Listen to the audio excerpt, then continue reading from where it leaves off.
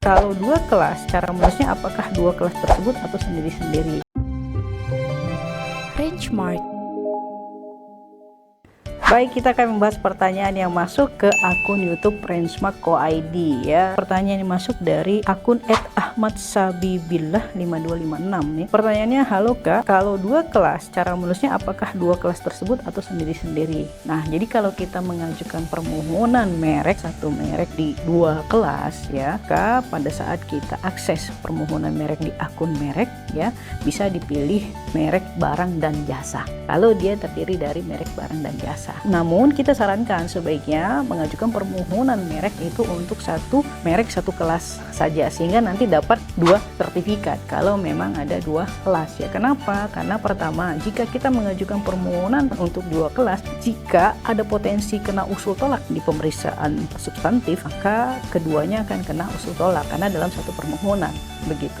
Nah, sebaliknya kalau satu permohonan satu kelas, jika kena usul tolak maka yang satu saja yang kena, misalnya yang satu lagi tetap proses lanjut dan terbit sertifikat merek. Nah, itu kalau dalam proses. Demikian juga kalau ada nanti di masa pengumuman ada yang keberatan gitu ya, karena dia satu nomor ya akhirnya kena semua. Kemudian kalau dia terpisah, permohonan mereknya satu merek satu kelas akan dapat dua sertifikat, dan apabila di masa mau berakhir perlindungannya, pemohon atau pemilik merek hanya mau memperpanjang satu kelas saja, itu mudah ya dengan menyebutkan satu nomor di kelas yang mana yang mau diperpanjang begitu. Tapi kalau misalnya di satu sertifikat satu nomor nanti kan jadi satu sertifikat ya di dua kelas, maka ketika perpanjangan harus keduanya karena dia di dalam satu nomor begitu ya. Nah, demikian juga kalau mau dialihkan, harus dialihkan keduanya, kedua kelasnya karena jadi satu nomor sertifikat.